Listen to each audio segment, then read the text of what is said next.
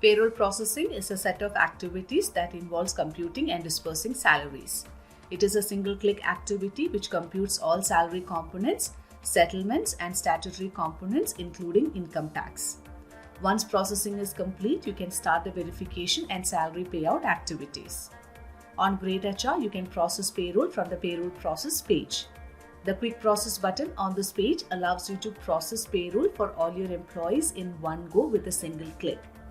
If you need hand-holding while processing your employee salary, you can always use our Process Payroll option using the checklist.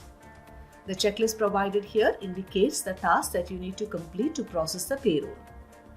The order in which they appear is suggested order in which you can complete the task.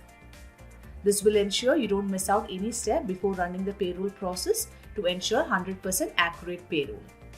All done, you can now ready to process the payroll.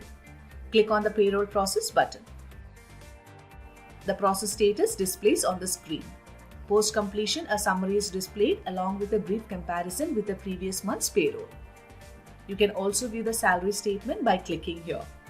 With that, we come to an end. I hope you find this video useful. Thank you. Have a wonderful day.